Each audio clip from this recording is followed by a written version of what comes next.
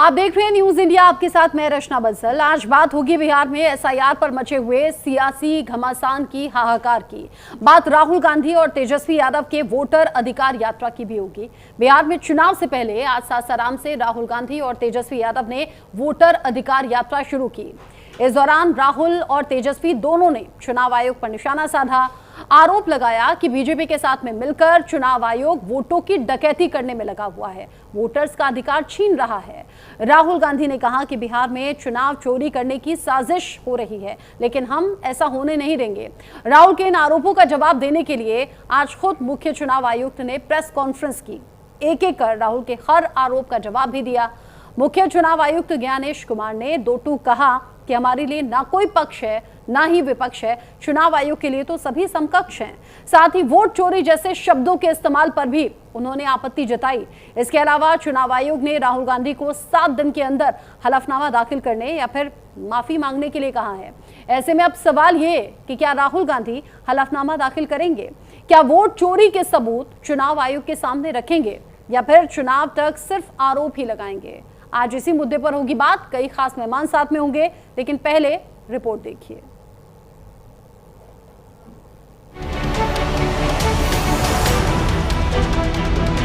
Election commission, Modi ji लोग बिहारियों को चूना लगाना चाहते हैं। हम कहना चाहते हैं मोदी जी, ये बिहार है, बिहार जहाँ खैनी के साथ चूना रगड़ दिया जाता है और चबा दिया जाता है। बिहारियों को कमजोर मत समझो। बिहार के लोग भले ही गरीब हैं, लेकिन गांव देहात का बिहार का बच्चा बच्चा तीखी मिर्ची वाला काम करता है, तीखी मिर्ची वाला काम करता है। इसलिए बिहार में हम लोग बेईमानी नहीं होने देंगे। बिहार में वोटर वेरिफिकेशन पर उठे सवाल, सियासी बवाल और चुनाव आयोग के खिलाफ उबाल के बीच सासाराम से राहुल गांधी और तेजस्वी ने हुंकार भरी। कहना चाहते मोदी जी, ये बिहार है, बिहार यहाँ खैनी के साथ चूना रगड़ दिया जाता है। इसी हुंकार के साथ बिहार का सियासी मिजाज बदलने के लिए, वोटर्स के दिल में जगह बनाने के लिए, महागठबंधन की वोट की मात्रा बढ़ाने का संकल्प लिए, सरकार बनाने का प्रण लिए बिहार के 2 लड़कों की जोड़ी वोटर अधिकार यात्रा के लिए निकल पड़ी। राहुल तेजस्वी की वोटर अधिकार यात्रा 16 दिन तक चलेगी। यात्रा बिहार के 20 से ज्यादा जिलों से होकर गुजरेगी। वोटर अधिकार यात्रा 1300 किलोमीटर लंबी होगी। राहुल तेजस्वी की सियासी यात्रा 1 सितंबर को पटना में मेगा रैली के साथ खत्म होगी। कांग्रेस और आरजेडी का दावा है कि इस यात्रा का मकसद हर बिहारी का वोट बचाना है, हर वंचित बिहार वासी को उसका मताधिकार दिलाना है। इसकी वजह वोटर अधिकार यात्रा के आगाज पर राहुल गांधी और तेजस्वी यादव ने बताई।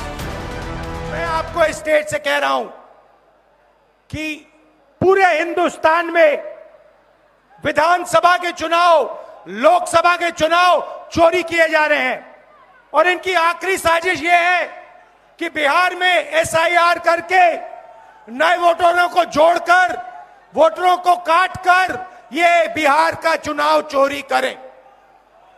और मैं और हम सब स्टेट से आपको कहने आए हैं कि हम इन्हें ये चुनाव चोरी नहीं करने देंगे। भाजपा के लोग जो काम खुद से नहीं करते हैं, वो काम अब इलेक्शन कमीशन को आगे करके वो करवाने का काम कर रहे हैं। यानी आपसे आपका वोट देने का अधिकार छीन रहे हैं। राहुल गांधी और तेजस्वी यादव दोनों ने चुनाव आयोग की मंशा पर सवाल उठाए, वोट डकैती के आरोप लगाए, चुनाव आयोग पर बीजेपी की मदद करने के आरोप मढ़े।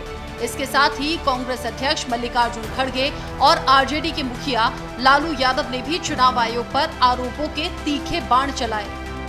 किसी भी कीमत पर भाजपा को जो चोरी ही करता है उसको आने नहीं देना है। सब लोग एक हो जाइए और एक होकर के राहुल गांधी तेजस्वी यादव सभी मिल करके एकजुट होके खड़गे जी सब लोग मिल के इसको उखाड़ के फेंक। के अधिकार को आज मोदी लाल किले के ऊपर ठहरकर ललकार रहा है, लोगों को कह रहा है ये देखो तुम्हारे वोट मैं ले लूंगा, तुम्हारे का हमारी वोट खींचने की कोशिश वो कैसा कर रहे हैं। कांग्रेस और आरजेडी ने चुनाव आयोग पर बीजेपी की मदद करने का आरोप लगाया। चुनाव आयोग की निष्पक्षता पर सवाल उठाए तो आज चुनाव आयोग ने भी प्रेस कॉन्फ्रेंस कर राहुल और तेजस्वी यादव को करारा जवाब दिया। मुख्य चुनाव आयुक्त ने कांग्रेस और आरजेडी के आरोपों को सिरे से नकारा और बता दिया कि एसआईआर क्यों जरूरी है। सत्य तो यह है कि कदम से कदम मिलाकर सभी स्टेक होल्डर्स बिहार के एसआईआर को पूर्ण रूप से सफल बनाने के लिए कटिबद्ध हैं, प्रयत्न कर रहे हैं और कठिन परिश्रम कर रहे हैं। जब बिहार के 7 करोड़ से भी अधिक मतदाता चुनाव आयोग के साथ खड़े हैं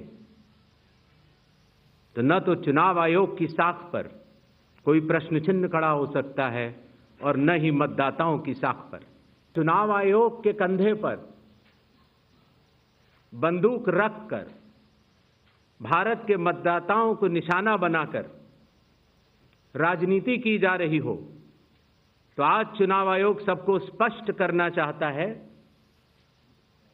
कि चुनाव आयोग निडरता के साथ सभी गरीब, अमीर, बुजुर्ग, महिला, युवा सहित सभी वर्गों और सभी धर्मों के मतदाताओं के साथ बिना किसी भेदभाव के चट्टान की तरह खड़ा था, खड़ा है और खड़ा रहेगा। एक ओर चुनाव आयोग ने विपक्ष को जवाब दिया, दूसरी ओर बीजेपी ने भी राहुल गांधी और तेजस्वी यादव के खिलाफ हथियार की धार तेज कर दी। बीजेपी ने दो टूक कहा कि बिना आधार, बिना सबूत संवैधानिक संस्थाओं को बदनाम करने के लिए राहुल और तेजस्वी अभियान चलाते हैं। भारत के अंदर चुनाव आयोग पूरे विश्व के अंदर एक रिस्पेक्टेड संस्था है, लेकिन मैं हैरान हूं कि राहुल गांधी अपने विदेशी आकाओं को खुश करने के लिए लगातार इसके खिलाफ कैंपेन कर रहे हैं, जो कि टाइम फिक्स हो चुकी है। किस लिए यात्रा कर रहे हैं? यात्रा करना अपना कोई उद्देश्य से करें, अच्छी बात है, लेकिन जिस चीज के लिए वो यात्रा कर रहे हैं उससे क्या फल मिलने वाला है? क्या चाहते हैं कि यहाँ 10 लाख 15 लाख जो मर गया है उसका वोटर लिस्ट में नाम है, वो नाम नहीं कटे। तो बिहार में चुनाव से पहले वोटर वेरिफिकेशन पर जो सियासी तूफान उठा था वो बवंडर में तब्दील हो चुका है। आरोपों के तीर दोनों ओर से चल रहे हैं, लेकिन सवाल है कि क्या चुनाव आयोग के जवाब के बाद एसआईआर पर छिड़ी लड़ाई थमेगी? क्या विपक्ष चुनाव आयोग पर सवालिया निशान लगाना बंद करेगा या फिर बिहार चुनाव तक ये लड़ाई यूं ही जारी रहेगी? Bureau report, news India. यात्रा शुरू हो गई है। चुनाव आयोग की तरफ से प्रेस कॉन्फ्रेंस भी आज ही हुई है और हलफनामा देने को लेकर अब चुनाव आयोग की तरफ से कह दिया गया है और राहुल गांधी को इस पर जवाब देना होगा। मेरे साथ में खास मेहमान जुड़ गए हैं इस पर बात करने के लिए। अंश वत्स मेरे साथ में जुड़ गए हैं कांग्रेस के प्रवक्ता के तौर पर, अनुज कुमार मेरे साथ में जुड़ गए हैं आरजेडी के प्रवक्ता के तौर पर, किशोर कुणाल मेरे साथ में जेडीयू प्रवक्ता के तौर पर हैं और राम कुमार पाल जी मेरे साथ में हैं बीजेपी के प्रवक्ता के तौर पर। आप सभी का न्यूज़ इंडिया पर बहुत स्वागत। सबसे पहले अंश जी, मेरा सवाल आप ही से होगा। राहुल गांधी और जो समूचा विपक्ष है जो एकजुट नजर आ रहा है वोटर अधिकार यात्रा को लेकर, एक तरफ तो वोटर्स के अधिकार की बात करने के लिए आप लोग सड़कों पर निकल रहे हैं, बड़ी लंबी ये यात्रा रहेगी और उसका जाहिर सी बात है असर होगा भी। अब कितना होगा वो चुनावों के वक्त पता लगेगा, लेकिन चुनाव आयोग की तरफ से जो प्रेस कॉन्फ्रेंस हुई उसमें कई बड़ी बातें विपक्षी आरोपों पर कहीं है, सेटिस्फाइड हैं आप उससे?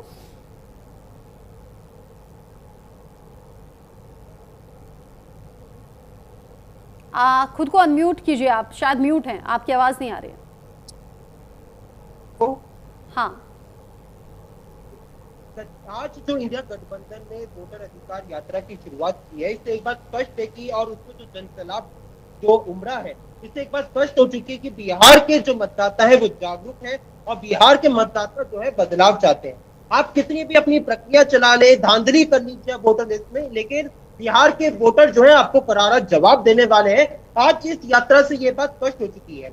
सच्चाई है कि आज आपने प्रेस कॉन्फ्रेंस को लेकर बात किया, लेकिन मैं आज हैरान हूं कि आज जो हमारे चुनाव आयोग ने जो प्रेस कॉन्फ्रेंस किया और उनमें जो मुख्य सवाल उनसे जो पूछे गए थे, उन सवालों का ही वो जवाब देने से कतरा हैं। आज उनसे सवाल पूछा गया कि सीसीटीवी फुटेज आप 45 डेज के बाद डिलीट क्यों कर देंगे? क्या एक वोटर को, क्या ये एक पॉलिटिकल पार्टी को, क्या एक कैंडिडेट को जानने का अधिकार नहीं है कि आज जो भी व्यक्ति वोट कर रहा है क्या वो वही व्यक्ति वोट कर रहा है या उसकी जगह पे कोई और व्यक्ति वोट कर रहा है? जैसे राहुल गांधी जी ने प्रेस कॉन्फ्रेंस करके तमाम सबूतों के साथ ये पेश किया कि कैसे एक ही व्यक्ति के 4 अलग अलग बूथों पे नाम रजिस्टर्ड है, तो इससे ये बात सब जो स्पष्ट होती है, इससे ये बात स्पष्ट होती है कि जब शकुन रानी जैसी महिला जो है वो फॉर्म 6 जो कि फर्स्ट टाइम वोटर्स के लिए होता है उसका इस्तेमाल करती है और पता चलता है कि वो 2 बार उसका इस्तेमाल करती है, तो सवाल उठता है और उनके पता चलता है इन्वेस्टिगेशन के बाद उनके पूरे परिवार के 2 EPIC नंबर है। तो सवाल उठता है कि क्या वही वोट कर रही है या उनकी जगह पे कोई और व्यक्ति वोट कर रहा है। तो ऐसे संवेदनशील समय पे ये बहुत ही ज्यादा महत्वपूर्ण हो जाता है कि चुनाव आयोग सीसीटीवी फुटेज दे, पॉलिटिकल पार्टीज को, कैंडिडेट को दे, लेकिन चुनाव आयोग की निर्णय बदल देता है हम 1 साल से ज्यादा उसको रखेंगे नहीं, हम 45 डेज के बाद डिलीट कर देंगे। जिसमें उनसे वो पूछा जाता है कि आप मशीन रीडेबल इलेक्ट्रॉनिक वोट क्यों नहीं दे रहे? इन सवालों से आप बच जाते हैं। इस सवाल विपक्ष पूछेगा कि आप उनको देने से क्यों कतराते हैं? सच्चाई है कि सुप्रीम कोर्ट ने जो उनको फटकार लगाई और अपने अंतरिम आदेश में आके करिए, आपने वोटरों का नाम काटा है, उनका आप नाम जारी करिए। ये बताता है कि चुनाव आयोग के पास आज कुछ जवाब नहीं है अपने सारे तर्क और तीसरी बात और अंतिम बात मैं अपनी बात को समाप्त करना चाहता हूँ। आज चुनाव आयोग ने कहा कि भैया उनके लिए सब लोग बराबर है, लेकिन मैं पूछना चाहता हूँ अगर आप बराबर है तो राहुल गांधी जी जब प्रेस कॉन्फ्रेंस करते हैं, प्रेस कॉन्फ्रेंस करके सारे सबूत रखते हैं तो आप उनसे जो है एफिडेविट मांगते हैं, लेकिन जब अनुराग सिंह ठाकुर जो खुद सरकार में एक सांसद है, जब भारतीय जनता पार्टी के सांसद है और वो प्रेस कॉन्फ्रेंस करके ये बात कबूल करते हैं कि हाँ तो वोटर लिस्ट है उसमें प्रियंका गांधी जी पर सवाल उठाते हैं, तो आप उनसे एफिडेविट क्यों नहीं मांगते? ये सवाल आपसे पूछा जाएगा। आप कह रहे हैं इलेक्शन कमीशन जो कह रहा है कि पक्ष और विपक्ष उसके लिए एक जैसे हैं, वो आप नहीं मान रहे हैं और आप काफी अग्रेसिवली भी अपनी बात रख रहे हैं। बाकी जो मेहमान मेरे साथ में जुड़े हुए हैं उनसे मैं कहूंगी प्लीज जब आप किसी और से बात कर रहे हैं तो खुद को म्यूट कर लें, क्योंकि आप नेशनल टेलीविजन पर बैठे हुए हैं और आप अगर साइड में किसी से बात कर रहे हैं तो वो पूरी आवाज ऑन एयर जा रही है। तो थोड़ा सा डिग्निटी मेंटेन करते हुए आप सभी इस डिबेट का हिस्सा रहिए प्लीज। जब आप बोलेंगे तो अनम्यूट कर सकते हैं, अगर आप किसी और से बात करने में बिजी हैं तो प्लीज म्यूट रखें खुद को। मेरा अगला सवाल जो है वो अनुज कुमार तरुण जी से है। क्या ये कोइंसिडेंस है या जानबूझकर ये किया गया है कि इधर वोटर अधिकार यात्रा शुरू हो रही थी और आज ही के दिन फिर चुनाव आयोग ने प्रेस कॉन्फ्रेंस की? देखिए, बिल्कुल ये संयोग नहीं है, ये पूरा प्लानिंग के साथ तैयारी है चुनाव आयोग की। हम लोग शुरू से ही कहते आ रहे हैं कि चुनाव आयोग बीजेपी के प्रकोष्ठ की तरह काम कर रहा है। अब देखिए, हमारा जन यात्रा शुरू होने वाला था, वोट अधिकार यात्रा शुरू होने वाला था, उसी समय है जो कि चुनाव आयोग प्रेस कॉन्फ्रेंस करता है और उस प्रेस कॉन्फ्रेंस को मैं हालांकि पूरी तरह से ठीक से सुना नहीं हूं, लेकिन मैं जितना सुन पाया उसके आधार पर मुझे लगा यह एक संवैधानिक संस्था के प्रवक्ता की तरह बात नहीं कर रहे थे। मुझे लगता है कि राजनीतिक प्रवक्ता की तरह कई सारी चीजों को जो कि व्याख्या कर रहे थे। तो बड़ा दुख होता है कि संवैधानिक संस्था जब राजनीतिक पार्टी की तरह है जो कि प्रेस कॉन्फ्रेंस करे तो दुख होता है, जबकि हम लोग लगातार जिन सवालों को लेकर सड़क पर थे, जिन सवालों को लेकर के सुप्रीम कोर्ट ने भी हमारे सवालों को स्वीकार किया, उन सवालों का जवाब हम चुनाव आयोग से शुरू से ही मांग रहे थे। अभी तक उन सवालों पर कभी प्रेस कॉन्फ्रेंस नहीं हुई, लेकिन आज जब हम वोट अधिकार यात्रा निकाल रहे हैं तो चुनाव आयोग प्रेस कॉन्फ्रेंस कर रहे हैं। इससे लगता है कि कहीं ना कहीं चुनाव आयोग बिल्कुल राजनीति में इन्वॉल्व हो गया है उसकी पारदर्शिता पे सवाल है, और ये सवाल होना लाजमी भी है। देखा सुप्रीम कोर्ट ने क्या अंतरिम रिपोर्ट में कहा। अब बचता क्या है? जिन चीजों को लेकर के हम लगातार आवाज उठा रहे थे, सुप्रीम कोर्ट ने सलाह दिया कि आपको करना है। हम तो शुरू से ही करे भाई, जो मर गए, कितने लोग मर गए, कितने लोग जोड़े गए, किनको आपने है जो कि नाम काटा, उसकी सूची तो दीजिए। अरे कोई नई मांग नहीं है, जब भी चुनाव आता है रूटीन वर्क है। तो सुप्रीम कोर्ट ने कहा तो इलेक्शन कमीशन को कि आपको वेबसाइट पर अपलोड करना होगा बिल्कुल, पूरी जानकारी। जो 65 लाख लोग गायब किए गए हैं वो क्या रीजन रहा, रीजन क्या है, नाम क्या है, वो पूरी जानकारी तो देनी होगी। वो तो बिल्कुल। सुप्रीम कोर्ट और देखिए हम लोग शुरू से ही कर रहे हैं, देखिए अगर आपकी मंशा साफ है, अगर आप ईमानदारी से ट्रांसपेरेंट तरीके से आप चुनाव के लिए यदि मतदाता सूची तैयार करना चाहते हैं तो ढंग से काम करिए ना। अगर ढंग से काम किए होते तो कुत्ता के नाम पे, ट्रंप के नाम पे, विजय सिन्हा के नाम पे दो नहीं बन जाते। एक घर पे है जो कि 200 आदमी का है जो कि वोटर लिस्ट बन रहा है, कहीं कहीं 300 आदमी का वोटर लिस्ट बन, तो आपकी ईमानदारी कहाँ है, आपकी पारदर्शिता कहाँ है? तो सवाल उठना लाजमी है। और आज की जो यात्रा है हमारा, वो कहीं राजनीतिक यात्रा नहीं है। यह चूंकि हम जिस अधिकार की बात कर रहे हैं, जिस गरीब की बात कर रहे हैं, जिस दलित की बात कर रहे हैं, जिस पिछड़े की बात कर रहे हैं, जिस बहुसंख्यक की बात कर रहे हैं, तो उन दलितों को वोट का अधिकार, बाबा साहब याद करिए, या पूना पैक्ट के समय बाबा साहब अम्बेडकर ने क्या कहा था?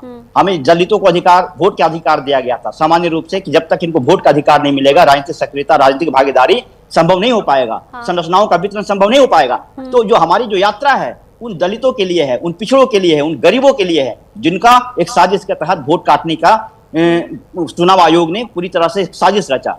ये तो पर्दाफाश हो रहा है, अभी धीरे धीरे बहुत सारी चीजें आपके सामने और आएगी। तो हम लोग शुरू से ही कहते आ रहे थे, अभी तक तो क्या था कि सवाल भी आप यूं ही उठाते रहेंगे, कुछ और खुलासे होंगे जो बिल्कुल, लेकिन चुनाव आयोग ने भी कह दिया कि ये जो वोट चोरी वाली बात है ये रिपीट ना की जाए, इस तरह के शब्दों से बचें, और अब तो हलफनामा देकर जवाब देने की बात कह रही है चुनाव आयोग ने, क्योंकि इलेक्शन के टाइम पर चुनाव आयोग कुछ बड़े और कड़े फैसले भी लेता है। अगर नियमों का उल्लंघन हो तो यहाँ भी विपक्ष को बहुत ज्यादा सोच समझकर चलना है। पहले तो चुनाव आयोग जो नियमों को उल्लंघन कर रहा है उसका जवाब देना। पहले तो जो पारदर्शिता के साथ पहले सूची वेबसाइट पे डालें, पब्लिक डोमेन में डालें, किनका नाम उन्होंने काटा है। ईपीआईसी नंबर को लेकर भी जवाब दे दिया, अलग अलग मुद्दों पर भी बता दिया कि पक्ष और विपक्ष उनके लिए तो एक जैसे हैं। मैं पूछ लेती हूँ, किशोर कुणाल जी मेरे साथ में जुड़े हुए हैं जेडीयू की तरफ से, तो उनसे मैं पूछ लेती हूँ।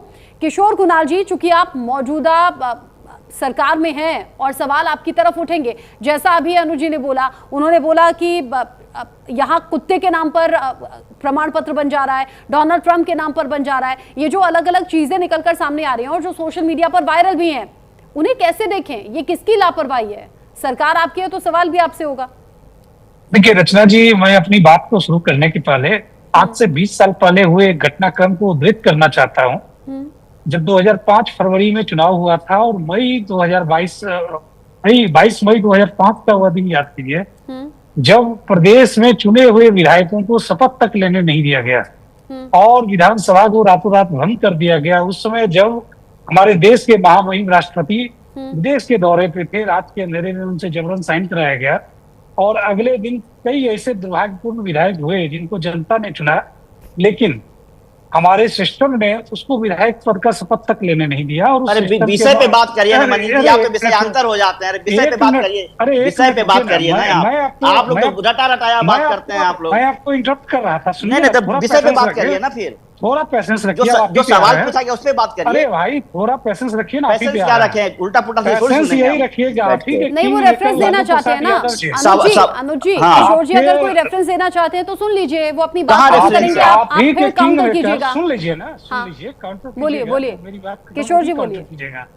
आप ही के किंग रिंग मास्टर और किंग जो थे लालू प्रसाद यादव जी, उसमें केंद्र में मंत्री थे और 100% की सरकार थी यूपीए की। आप याद कीजिए वोट चोरी वो था या वोट चोरी आज?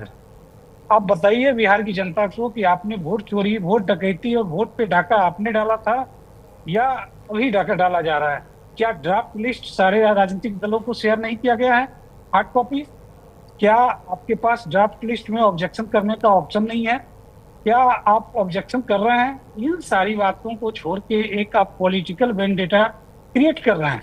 विपक्ष के लोग, चाहे वो एलओपी भारत में हो या एलओपी बिहार के हो, दोनों अपरिपक्व राजनीति का परिचय देते हुए जब सुप्रीम कोर्ट में मामला चल रहा हो, लगातार सुनवाई हो रही हो, सुप्रीम कोर्ट लगातार दिशा निर्देश जारी करता रहा हो, उस बीच में एक राजनीतिक रैली निकालना और कई राजनीतिक दल मिलकर रैली निकाले और बोले ये राजनीतिक रैली नहीं है, ये तो हम सामाजिक चेतना की काम कर रहे हैं। तो तरुण कुमार अनुज जी, जब आप इस रैली में घूमते होंगे तो जनता को ये भी बताइए कि किस परिस्थिति में 2005 में आपने चुने हुए विधायकों को शपथ लेने का भी मौका नहीं दिया। क्या वह लोकतंत्र का चोरी था या नहीं? और आप जो कर रहे हैं, आप जो करना चाह रहे हैं, क्या इसे ये चोरी है, ये भी जनता को बताने का प्रयास करिएगा। जी अच्छा, अब इधर उधर की बातें हो गई, चुनाव आयोग की तरफ से जो कहा गया उस पर विपक्ष भी अब रिएक्ट कर रहा है। साथ ही साथ राहुल जो आरोप लगा रहे हैं कि बाद एक, हालांकि राहुल, तेजस्वी, बाकी जो विपक्षी दल हैं, विपक्षी नेता हैं, वो इस यात्रा का हिस्सा हैं जो कि आज से शुरू भी हो रही है। लेकिन राहुल के आरोपों पर बोले हैं मुख्य चुनाव आयुक्त, वो कह रहे हैं राहुल हलफनामा दें या फिर देश से माफी मांगे। जो शब्द इस्तेमाल किए गए हैं, जो चुनाव आयोग पर आरोप लगाए गए हैं, उसको लेकर हलफनामा देने की बात कह दी है। साथ ही कह रहे हैं कि या तो देश से माफी मांगे, 7 दिन का वक्त दिया है, 7 दिन के अंदर हलफनामा दाखिल करें। राहुल के पास तीसरा कोई विकल्प है नहीं। ये तो सीधे तौर पर सख्ती दिखा दी है चुनाव आयोग ने। कह रहे हैं हलफनामा नहीं मिला तो मतलब है कि आरोप बेबुनियाद थे। इससे पहले राहुल गांधी ने जो प्रेस कॉन्फ्रेंस की थी चुनाव में हुई धांधली को लेकर या फिर एसआईआर के मुद्दे पर, कुछ सबूत सामने रखे थे और राहुल ने कहा था कि अब सबूत है हमारे हाथ में। अब यहाँ चुनाव आयोग कह रहा है कि या तो हलफनामा दें या तो देश से माफी मांगे। अगर हलफनामा नहीं मिला तो मतलब है कि आरोप बेबुनियाद थे। एक बार सुनिए। तो दावे और आपत्ति क्यों नहीं जमा कराए गए? हलफनामा देना होगा या देश से माफी मांगनी होगी, तीसरा विकल्प नहीं है। आपके माध्यम से मैं यह भी कहना चाहता हूं, अगर 7 दिन में हलफनामा नहीं मिला तो इसका अर्थ ये सारे आरोप निराधार हैं और हमारे मतदाताओं को यह कहना कि वो फर्जी हैं, इसके ऊपर जो भी इस बात को बोल रहा है उसको माफी मांगनी चाहिए। महाराष्ट्र में वोटर लिस्ट बढ़ी, समय रहते जब ड्राफ्ट सूची थी तो दावे और आपत्ति क्यों नहीं जमा कराए गए? जब रिजल्ट निकल आया तब याद आया कि यह गलत था और एक भी मतदाता का नाम सबूत सहित आज तक चीफ इलेक्टोरल ऑफिसर महाराष्ट्र को नहीं मिला। चुनाव हुए 8 महीने हो गए। महाराष्ट्र में क्यों नहीं उच्चतम न्यायालय में चुनावी याचिका दायर की गई? फिर एक बात यह कही गई कि आखिरी घंटे में इतना मतदान कैसे? चुनाव आयोग ने जवाब दिया था और आप सबने लिखा भी था कि अगर 10 घंटे मतदान होता है तो हर घंटे 10% का औसत होता है। आखिरी घंटे में 10% से कम मतदान हुआ। तो ये बात कैसे कही जा रही है? ऐसा नहीं होता कि किसी भी बात को अगर आप 10 बार बोलते रहें, 20 बार बोलते रहें तो सच हो जाए। चुनाव आयोग ने सीधे कह दिया है राहुल गांधी या तो हलफनामा दें या तो देश से माफी मांगे। 7 दिन का वक्त दे दिया है। राम कुमार जी, क्योंकि राहुल गांधी के साथ साथ विपक्ष के बाकी नेता भी बार बार सवाल कर रहे थे चुनाव आयोग से। आज से ही उनकी यात्रा शुरू होनी थी, आज ही के दिन चुनाव आयोग ने प्रेस कॉन्फ्रेंस की। अब टाइमिंग को लेकर भी सवाल कर रहा है विपक्ष। उधर चुनाव आयोग ने सीधा चैलेंज दे दिया कि माफी मांगे। कानून के दायरे में रख के बात की, कानून यही है। अगर आप कहीं भी किसी पे आरोप लगाते हैं तो आपको आपके जो सबूत है, जो कह रहे हैं वो सबूत दीजिए, उसके साथ एफिडेविट फाइल करिए। ये कानून कहता है, कानून पहले से बना हुआ है। और कहने को ये कह रहे थे तो भाई साहब 65 लाख वोट जो निकले हैं गलत, कोई उसमें मर गया है, कोई उसमें से अलग देश प्रदेशों में चले गए हैं और कुछ डबल है। तो इसके लिए 1,65,000 बीएलओ हैं, 1,65,000 बीएलओ। अगर 3 लोगों की भी ये विपक्ष, अगर इनके सच में इनका मायना है तो 3 लोगों, एक आदमी 3 लोगों के भी रोज जांच करे, कंप्लेंट करवाए। अभी भी 17 दिन बचे हुए हैं। 3 लोगों को अगर 1,65,000 बीएलओ पकड़ते हैं तो 17 दिन में सारी कंप्लेंट 65 लाख के ऊपर की हो सकती है। पर वो नहीं करना, वो झूठ को ही बोलना और झूठ को रटा रटाया झूठ बोलना, ये कहाँ का कायदा है? जो कानून आप ही ने बनाया था, आपके दौर का कानून है, कोई नई कानून तो बना ही नहीं गई चुनाव आयोग के लिए। चुनाव आयोग की पोस्ट भी वही है। 3-3 चुनाव, पहले एक चुनाव आयोग होता था, अब 3-3 बैठा दिए कमिश्नर। ये आप ही का रूल्स है। तो अभी हर चीज अगर राजाशाही है तो मान लेंगे भाई राजा है, इनको प्रजा लोग खाली जो दिखाते हैं लोकतंत्र और वो संविधान, ये गलत है। अरे संविधान में क्या पढ़ा, खोल के पढ़ तो लो। आपका बनाया संविधान है, आपके दौर का बनाया संविधान, उनके दादा दादी, उनके पिता, इन लोगों ने संविधान बनाया है, उन्होंने पालन किया है, तो वो भी नहीं मानना। सिर्फ जिद और झूठ, ये झूठ नहीं चलता। चुनाव आयोग के ऊपर सुप्रीम जब कोर्ट प्रेस भी कॉन्फ्रेंस की थी राहुल गांधी ने, तो बहुत से सबूत वो दिखा रहे थे, बहुत से फैक्ट्स वो बता रहे थे। दूसरी बात इन्हीं के उस कानून में बनाए हुए में है कि चुनाव आयोग को जितने नाम कटे वो कटने का दिखा। अरे भाई, अब तो सुप्रीम कोर्ट ने सलाह दे दिया, उल्टा पुल्टा क्यों बोल रहे हैं आप? अब तो सुप्रीम कोर्ट ने कह दिया कि आपको दिखाना पड़ेगा जिन लोगों का नाम किया है। क्या राहुल गांधी का नियम बनाया हुआ है? तरुण जी, आप इंसल्ट क्यों करते हैं? बात कर रहे हैं आप, उल्टा पुल्टा बोलेंगे, क्यों नहीं करेंगे?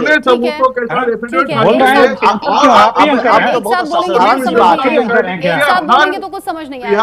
अपनी अपनी बारी पर बोलिए। सिर्फ 3 लोगों को आप रोज 1,65,000 लोग बीएलओज है, 3 व्यक्ति को पकड़ के भी इस चुनाव आयोग की और बीजेपी की नाक पकड़ सकती है, पर नहीं, वो नहीं अच्छा, एक करना। बात बताइए ना, लोगों को सुधार नहीं करना, लोगों को डराना। हाँ, विपक्ष तो सवाल कर रहा है, सुनिए ना मेरी बात, विपक्ष तो सवाल कर रहा है, चलिए वो पॉलिटिकल पार्टी से है, मैं आम नागरिक के नाते पूछ रही हूँ। एक तरफ तो एसआईआर के जरिए वोटर लिस्ट वेरिफिकेशन का काम हो रहा था, डॉक्यूमेंटेशन का काम हो रहा था, फिर ये फर्जी प्रमाण पत्र इतने सारे कैसे बन गए? कुत्ते के नाम पर, डोनाल्ड ट्रंप के नाम पर, ये कैसे हो गया?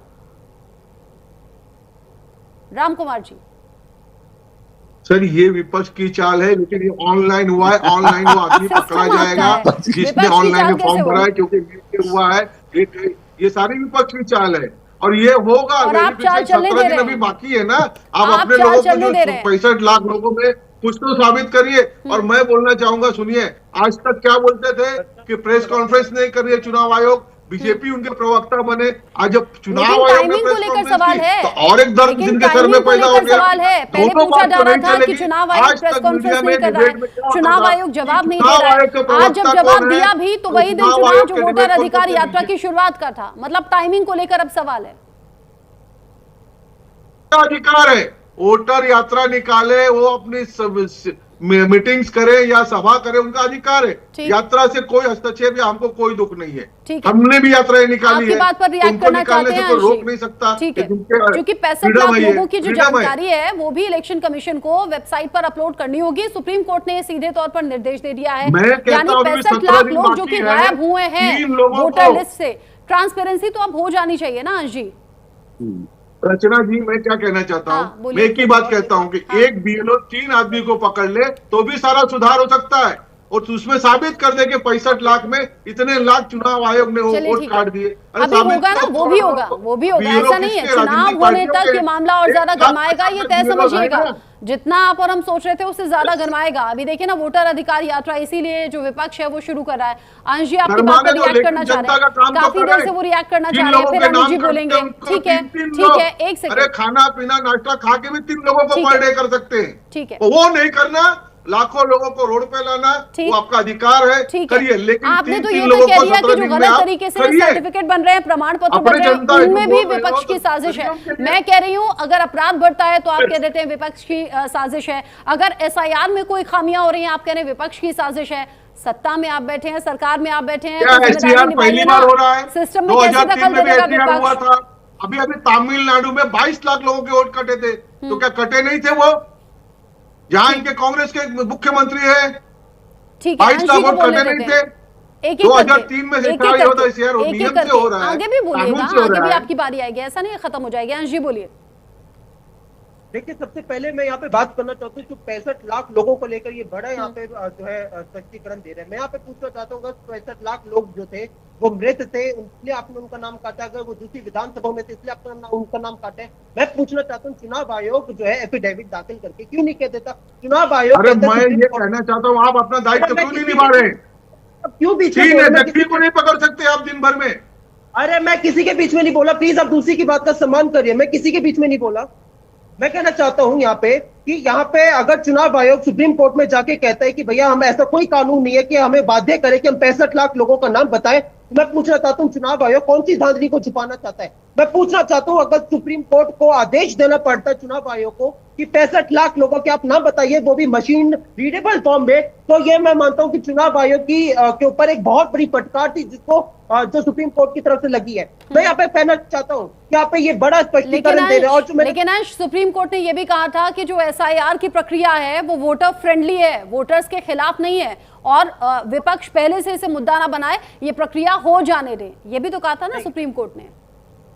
रचना जी, सच्चाई है कि विपक्ष SIR के प्रक्रिया के खिलाफ नहीं है, लेकिन वो जिस प्रकार से उसका एग्जीक्यूशन हो रहा है, जिस हड़बड़ी में किया जा रहा है, आज इसी को लेकर चुनाव आयोग को से सवाल पूछा गया था प्रेस वार्ता में, जिसका उन्होंने जवाब नहीं दिया। सच्चाई ये कि वो यहाँ पे जवाब ही नहीं दे पा रहे कि किस प्रकार से ये पूरी SIR की प्रक्रिया पूरी मेस्टअप हो चुकी है। आज इसको खुद जेडीयू के, चाहे वो MP हो, जेडीयू के सांसद हो, MLA हो, खुद बड़े बड़े नेता इसको स्वीकार कर रहे हैं। खुद चिराग पासवान जी की पार्टी इसको स्वीकार करी कि SIR की प्रक्रिया जो वो पूरी तरीके से फेलियर हो चुकी है। अरे अब आपसे विपक्ष शुरुआत से कह रहे हैं कि आप इसको हड़बड़ी में अगर करेंगे तो उसमें धांधलियां निकलेंगी। आज सच्चाई ये कि SIR की प्रक्रिया को आप देखेंगे, उसमें जिस प्रकार से धांधली निकल आ रही है कि 80,000 वोटर्स, अपने फेक वोटर्स को एक फेक एड्रेस पे रजिस्टर कर दिया, वो भी 3 ऐसी विधानसभाओं में।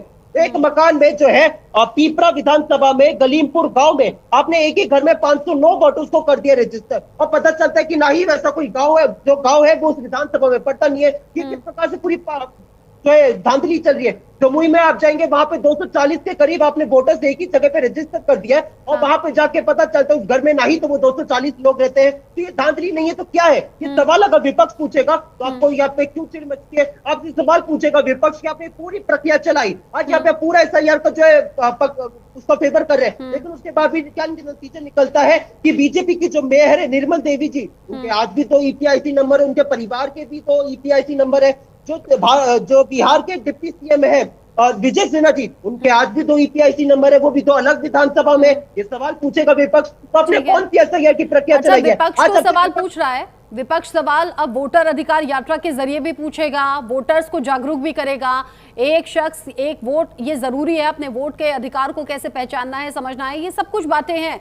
लेकिन इन सब के बीच ही आम लोगों के भी कुछ सवाल हैं, और वो सवाल सरकार से हैं, चुनाव आयोग के साथ साथ। वो क्या है मैं किशोर जी से आगे पूछूंगी, लेकिन इससे पहले आरजेडी ने चुनाव आयोग पर फिर से सवाल उठा दिए हैं। चुनाव आयोग को राजनीति नहीं करनी चाहिए, ये आरजेडी की तरफ से कहा गया है। हालांकि चुनाव आयोग ने जब प्रेस कॉन्फ्रेंस की थी तो ये कहा था कि हमारे लिए पक्ष या विपक्ष सब एक जैसे हैं, अलग अलग पार्टियां जरूर है लेकिन हमारे लिए सब एक समान है। साथ ही आरजेडी कह रही है कि बीजेपी की जो लिखी हुई स्क्रिप्ट है वो चुनाव आयोग ना पढ़े, यानी कि आज जो प्रेस कॉन्फ्रेंस हुई है उस पर आरजेडी ये कह रही है कि बीजेपी की लिखी हुई ये पूरी स्क्रिप्ट थी जो चुनाव आयोग ने पढ़ी है।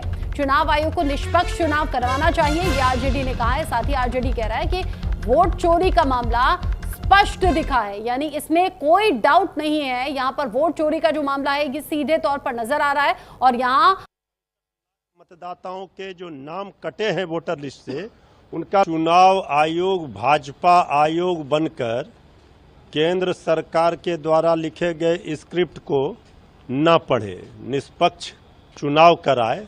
जब माननीय सर्वोच्च न्यायालय का अंतरिम आदेश आया है तब तो चुनाव आयोग प्रकट हुए हैं प्रेस कॉन्फ्रेंस करने के लिए। अरे वोट चोरी का मामला स्पष्ट रूप से दिखा है और एक्सपोज चुनाव आयोग को किया है विपक्ष ने, श्री राहुल गांधी, श्री तेजस्वी यादव जी ने। तो इसलिए ना अंतरिम आदेश देना पड़ा माननीय सर्वोच्च न्यायालय को कि 65 लाख मतदाताओं के जो नाम कटे हैं वोटर लिस्ट से उनका लिस्ट जारी करे और आधार कार्ड को मान्य करे। तो चुनाव आयोग राजनीति ना करे, चुनाव आयोग के साख पर जो धब्बा लगा है, दाग लगा है, उसे धोने का प्रयास करे, निष्पक्ष चुनाव कराए, नहीं तो चुनाव आयोग सवालों के घेरे में है। चुनाव आयोग को सवालों के घेरे में विपक्ष खड़ा कर रहा है, और आरजेडी तो सीधे, अभी हमने सुना भी मृत्युंजय तिवारी, वो ये कह रहे हैं कि यहाँ तो जो वोट चोरी का मामला है वो स्पष्ट तौर पर दिखा है, ये तो बीजेपी की स्क्रिप्ट थी जो आज चुनाव आयोग ने पढ़ दी। किशोर जी, इन सवालों के बीच में जवाब अब कैसे देगा सत्ता पक्ष? वो कह रहे हैं कि ये तो बीजेपी की लिखी हुई स्क्रिप्ट थी, इससे पहले भी वो ये कह रहे थे बीजेपी के कहने पर चुनाव आयोग काम कर रहा है।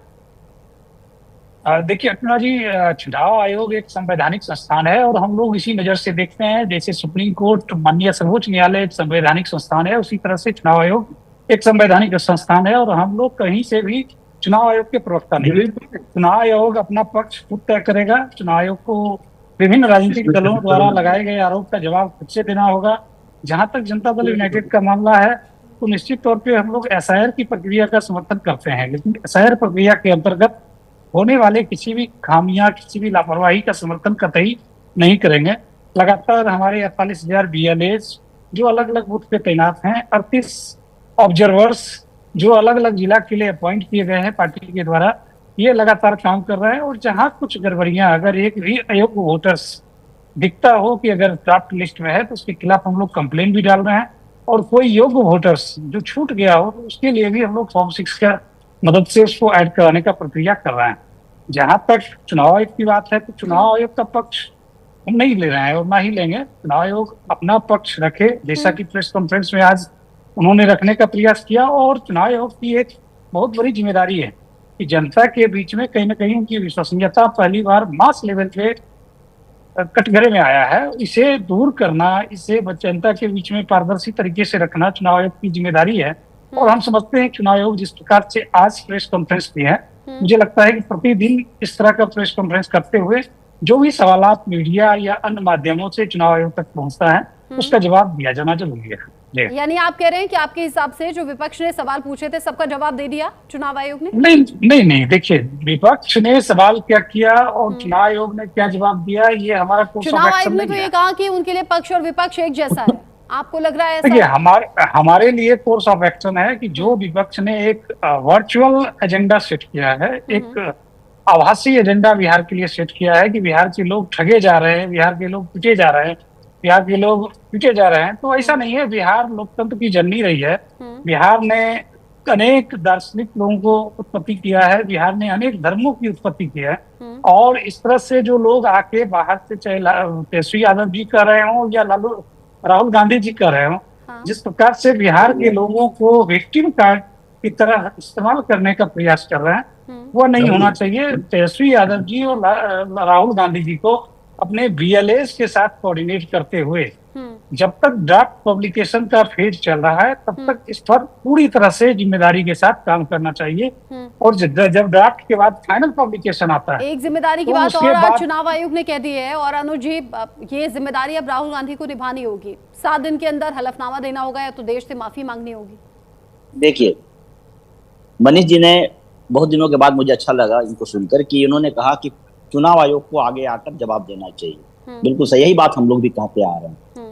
लेकिन चलिए, चीजों को स्वीकार करना बड़ी बात होती है। देखिए, नहीं, हम लोग डे 1 से कर रहे हैं। नहीं, देखिए मनीष जी, ठीक है, मैंने आपकी तारीफ की। और मेरा नाम मनीष नहीं है, किशोर जी। अच्छा, किशोर जी, सॉरी, आपके प्रवक्ता और एक मनीष है। कोई नहीं। देखिए, एक तो मेरी आवाज आ रही है आप तक? हाँ, आपकी आवाज आ रही है जी। देखिए, चुनाव आयोग की जो पारदर्शिता है, जो काम करने का तरीका है, वो कटघरे में है, इसमें कोई शक नहीं। ठीक है, इनकी मंशा जो थी चुनाव आयोग और जो सत्ताधारी पार्टी है, पिछला चुनाव देखिए, हम जो चुनाव हारे थे 12,000 का लगभग वोटों का अंतर, तो किसी तरह से कहते हैं ना कि शतरंज के खेल में चाल हमेशा बदल दिए जाते हैं। हर चुनाव में चुनाव आयोग का रोल बदलता रहा है, कभी ईवीएम पे सवाल, कभी ईवीएम बदली पर सवाल, तो कभी वोट काटने पे सवाल। चुनाव आयोग आज जिस तरह की बात कर रहा है, आप एक चीज बताइए, राहुल गांधी को आप कह रहे हैं कि आप हलफनामा पेश करिए, एफिडेविट पेश करिए। अनुराग ठाकुर ने आरोप लगाया, उन पर कुछ नहीं बोला है आपने। मंशा क्या लगता है इसका मतलब? बीजेपी के साथ मिलकर काम कर रहे हैं। अभी हरियाणा के सरपंच चुनाव में सुप्रीम कोर्ट में जो दोबारा काउंटिंग होता है, ईवीएम में हारा हुआ प्रत्याशी जीत जाता है, चुनाव आयोग उस पर क्यों नहीं बोल रहा है? चंडीगढ़ मेयर के चुनाव में क्या हुआ, उस पर जवाबदेही कब होगा? तो लगातार जो चुनाव की जो विश्वसनीयता है, जो पारदर्शिता है, वो कटघरे में है। ऐसे कोई अस्वीकार नहीं कर सकता, ये तो पब्लिक डोमेन में। तो आज का जो सवाल है, इसलिए मैंने कहा कि आज का जो चुनाव आयोग का जो प्रेस कॉन्फ्रेंस था, वो किसी पार्टी के प्रवक्ता की तरह लग रहा था। अगर अगर आप राहुल गांधी से आप हलफनामा मांग सकते हैं, अनुराग ठाकुर से क्यों नहीं मांग रहे हैं? इसका मतलब है ना कि आप बीजेपी की तरह काम, प्रकोष्ठ की तरह काम कर रहे हैं आप। तो कुल मिला के इनके साजिश जो नाकाम हो गया, हम लोगों ने उसको पकड़ लिया और इस साजिश को हम जनता के बीच में ले जा रहे हैं और जनता को अवेयर कर रहे हैं कि देखिए, नाम काट कर है जो कि चुनाव हड़पने के चक्कर में है, आप सावधान रहिए। और बिहार की जनता ये समझ गई है, हमारे नेता सड़क पर हैं, जनता के बीच में हैं, जनता के मुद्दों को लेकर के हैं। जहां हम रोजगार पे बात कर रहे थे, अपराध पे बात कर रहे थे, महंगाई पे बात कर रहे थे, पूरा का पूरा है जो कि उन लोगों ने ध्यान भटका करके कहाँ ले गए, एसआईआर पे। एसआईआर कोई नई प्रक्रिया है क्या? ये रूटीन वर्क है। हमेशा मरे हुए लोगों का नाम काटा जाता है, जो 18 साल से बड़े ज्यादा के लोग हैं उनका नाम जोड़ा जाता है। और आपको याद होगा जब भी यह काम होता है तो जब लिस्ट जारी होती है तो पीछे से एडिशनल लिस्ट होता है, कितने लोगों के मृत लोगों की सूची, नए लोगों की सूची। लेकिन इस बार आपने 65 लाख काट दिया, उसकी कोई सूची नहीं है। सुप्रीम कोर्ट को इसीलिए जवाब इंटरफेयर करना पड़ा ना कि आप सूची तैयार करिए। अगर आप सूची दे देंगे तो अभी जो बात आ रही थी कि आप बीएलओ की मदद से जो कि नाम जुड़वाइए, तो आप सूची देंगे तब तो हम लोगों के पास पहुंचेंगे भाई, किनका नाम कटा है, जिंदा है, मृत है, कहीं चले गए हैं। हमारे पास कोई सूची ही नहीं है। अगर सूची अगर उससे अलग बहुत सी सूचियां हैं, बहुत सी जानकारी है। जो इतना मोटा जो चिट्ठा लेकर आए थे राहुल गांधी प्रेस कॉन्फ्रेंस में, वो 6 महीने रिसर्च करने में लग गया। देखिए इसलिए मैं कर रहा हूँ, टाइमिंग की बात है। ऐसे तो हम निकाल ही रहे हैं, लेकिन अगर आप सूची जारी करेंगे तो कंस्टिट्यूएंसी वाइज, बूथ वाइज हम पहुंचने में आसानी होगी। चुनाव आयोग को करना ही है, 65 लाख लोगों के बारे में जानकारी देनी होगी, नाम के साथ में बताना होगा, रीजन बताना होगा कि भाई ये जो फला वोटर था ये क्यों लिस्ट से हटा जी, ताकि हम है जो उन लोगों तक सुविधा से पहुंच पाए कि जेन्युइन लोगों का नाम कटा है या चाहे जिस वजह से भी नाम कटा उनको हम जुड़वाने में सक्षम हो तो जुड़वाएंगे, उस पर कुछ काम करना होगा तो काम करेंगे, हम जान तो सकें। तो पहले सूची तो प्रकाशित करिए जिसको अभी तक और सुप्रीम कोर्ट ने इस बात को समझा। हालांकि सुप्रीम कोर्ट ने ये कह दिया था कि एसआईआर की जो प्रक्रिया है वो वोटर फ्रेंडली ही है, क्योंकि इसमें भी कोई दो राय नहीं है कि हाँ जो मृतक थे उनका नाम भी वोटर लिस्ट में है, जो पलायन कर चुके हैं उनका नाम भी वोटर लिस्ट में है, और हाँ ऐसे भी कई वोटर्स हैं जो दो जगह उनका लिस्ट में नाम है। तो ये जो वेरिफिकेशन डॉक्यूमेंटेशन हुआ है। रचना जी एक सवाल और महत्वपूर्ण सवाल है कि एक साल में आप कह रहे हैं कि 20 से 22 लाख लोग हैं जो कि मृत हो गए। बिहार में मृत्यु दर क्या है भाई? एक साल में 20-22 लाख लोगों की मृत्यु संभव है क्या? ठीक है, तो आप बिहार की मृत्यु दर भी निकालिए ना। लेकर राम कुमार जी और मैं कुणाल किशोर कुणाल जी से मैं सवाल करूंगी, उन्हें इसका जवाब देना चाहिए कि जो डेटा है वो क्या कह रहा है और इस पर क्यों सवाल उठ रहे हैं। लेकिन उससे पहले एक बड़ा अपडेट भी है। एक बड़ा अपडेट है, वोटर लिस्ट विवाद पर बोले हैं अखिलेश यादव। वो कह रहे हैं चुनाव कर्मी बीजेपी के गुनाहों में शामिल ना हो, यानी वो कह रहे हैं बीजेपी गुनाह कर रही है और जो चुनाव कर्मी है वो बीजेपी के गुनाहों में शामिल होने का काम कर रहे हैं। साथ ही साथ अखिलेश यादव ने कहा कि बीजेपी किसी की सगी नहीं है, ये तो बहुत बड़ा आरोप लगा दिया। साथ ही कह रहे हैं बेईमानी पकड़े जाने पर एफआईआर भी होगी। अखिलेश यादव तो अभी से कह रहे हैं कि बेईमानी भी हो रही है और जो चुनाव कर्मी है वो बीजेपी के साथ में शामिल है। इस तरह की चीजों में जो आरोप लगातार लग रहे हैं। साथ ही साथ अपमानजनक जीवन जीने के लिए मजबूर होंगे वो लोग जो कि आज बीजेपी का साथ दे रहे हैं। ये तमाम बातें वोटर लिस्ट विवाद को लेकर अखिलेश यादव ने कही हैं। विपक्ष लगातार हमलावर है और चुनाव कर्मी बीजेपी के गुनाहों में शामिल ना हो, ये बहुत बड़ा स्टेटमेंट है। यानी कि जो बीजेपी कर रही है वो गुनाह के काबिल है, यानी कि गुनाह की कैटेगरी में आता है और बीजेपी किसी की सगी नहीं है। बेईमानी पकड़े जाने पर एफआईआर भी होगी और बाद में पछतावा भी होगा। अपमानजनक जीवन जीने के लिए मजबूर होंगे, ये बहुत बड़ा स्टेटमेंट है। रामकुमार पाल जी, अगर अखिलेश यादव और बाकी विपक्षी दल के जो बड़े चेहरे हैं, बड़े नेता हैं, वो लगातार इस तरह के आरोप लगा रहे हैं तो बीजेपी के लिए जवाब देने वाली बात है। वो कह रहे हैं बीजेपी तो किसी की सगी नहीं है। ठीक है, ये जिसके सगे हैं पूरा देश और लोग जानते हैं कि ये किसके सगे और किसको ठगे हैं। लेकिन मैं कहना चाहता हूं कि अभी सरासर झूठ बोल रहे हैं हमारे वक्ता लोग कि बीएलओ को पूरी जानकारी है। आज अगर हमारे 48,000 लोग वहां काम करके जुड़वा रहे तो इनके लोग टोटल 1,65,000 बीएलओ जो उनको सारी जानकारी किसके नाम कम हुए ना किसके नहीं हुए। और अभी भाई साहब कह रहे थे कि लिस्ट, अरे भैया जिस दिन 17 दिन बाद कंप्लीट होगा तो उसमें लिस्ट आएगी मतदार यादी में। सही कहा आपने कि पीछे मृत लोगों का आता है तो आएगा, जब कोई चीज अंतिम होगी तब आएगा ना। आप बीच में अगर बखेड़ा खड़ा कर रहे हो, आपको क्या हर दिन हर बीच में लाना है?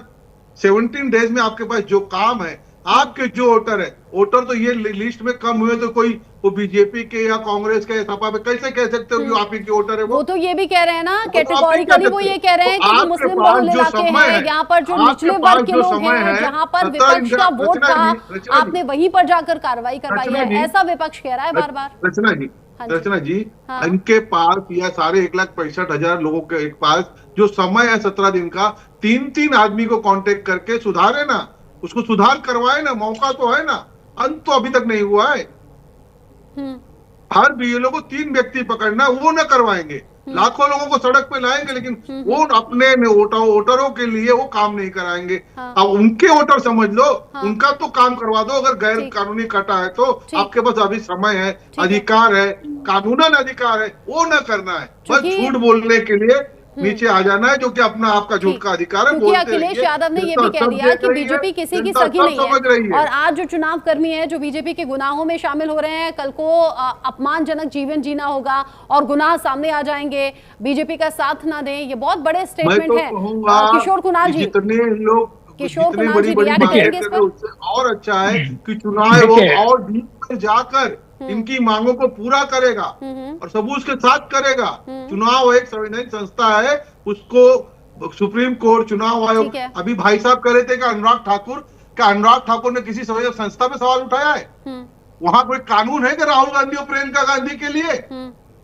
उन्होंने संवैधानिक संस्था पर सवाल नहीं उठाया। ये लोग चुनाव आयोग पे उठा रहे हैं। उन्होंने राहुल गांधी और प्रियंका गांधी की जो स्पीच, भाई आप प्रेस कॉन्फ्रेंस सुनिए ना उनका। ठीक है, कौन सा हलफनामा है? अगर उन्होंने सवाल पूछे तो कुछ फैक्ट्स भी सामने रखे, और चुनाव आयोग से भी उम्मीद हो रही है कि वो जो 65 लाख लोगों की लिस्ट है वो पूरी डिटेल के साथ में अपलोड की जाए, ताकि दूध का दूध पानी का पानी हो जाए। अगर विपक्ष ये सवाल उठा रहा है तो ट्रांसपेरेंसी जरूरी है, और इसीलिए सुप्रीम कोर्ट ने भी इंस्ट्रक्शंस दिए हैं कि भाई आप लिस्ट में ये बताइए कि फला नाम है और ये रीजन है, इस वजह से वोटर लिस्ट से आउट हुए हैं। तो ये ट्रांसपेरेंसी हो जाएगी जब ये पूरी डिटेल सामने आ जाएगी। किशोर कुणाल जी, चूंकि अखिलेश यादव ने ये कह दिया कि बीजेपी किसी की सगी नहीं है, जेडीयू की सगी है क्या?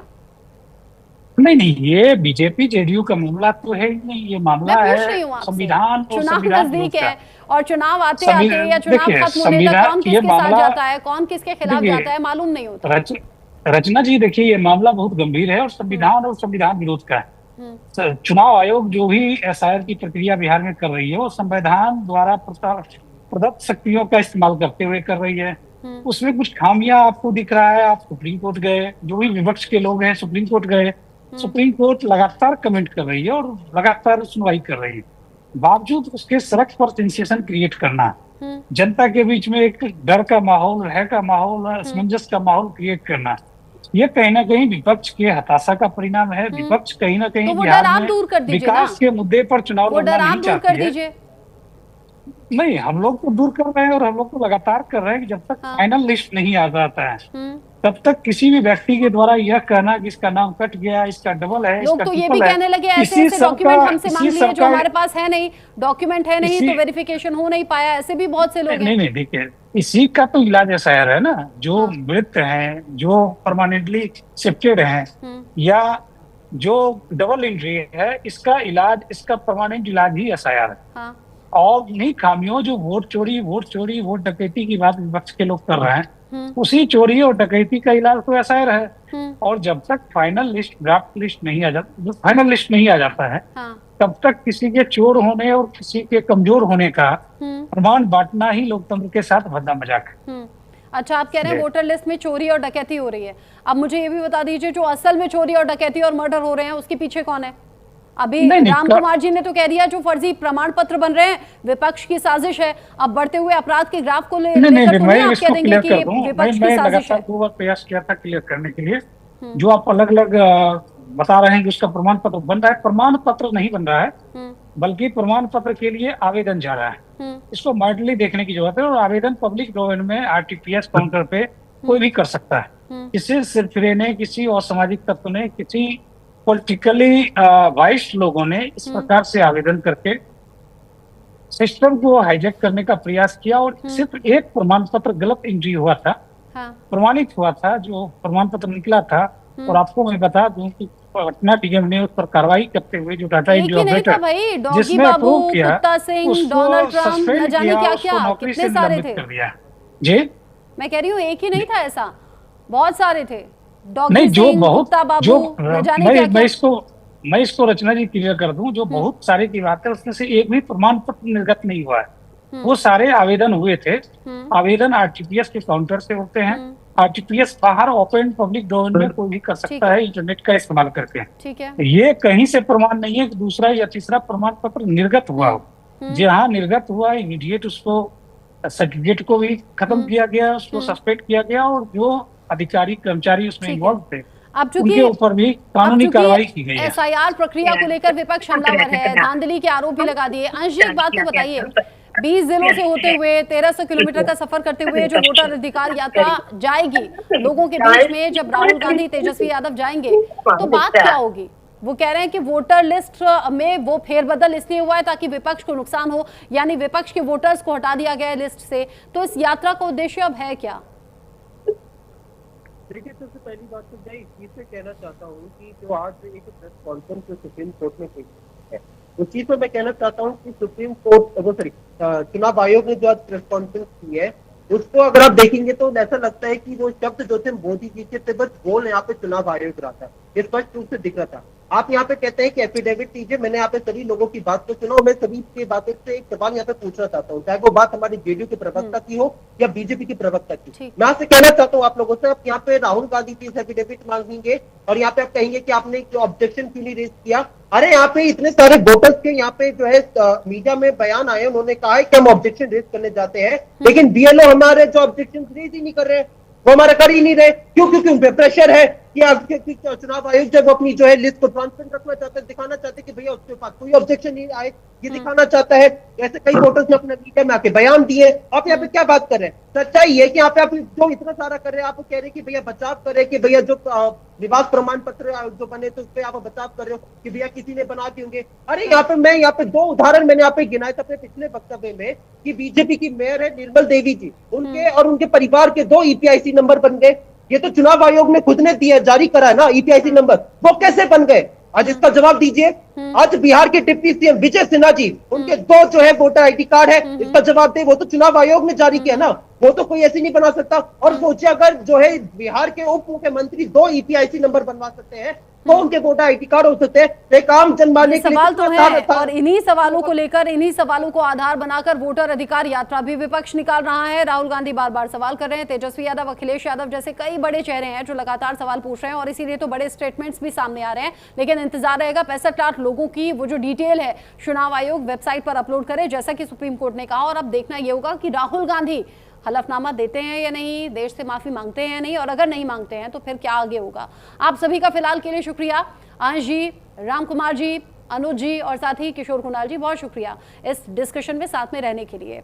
जिस तरीके से बिहार में एसआईआर का मुद्दा गरमा रहा है, उसको लेकर आज से वोटर अधिकार यात्रा विपक्ष ने शुरू कर दी है, और वहीं दूसरी तरफ अब सुप्रीम कोर्ट के इंस्ट्रक्शंस पर चुनाव आयोग क्या कुछ डिटेल में देता है 65 लाख लोगों को लेकर, यह देखना होगा। आज प्रेस कॉन्फ्रेंस भी की है चुनाव आयोग ने, ये बताते हुए कि हमारे लिए पक्ष और विपक्ष एक समान है।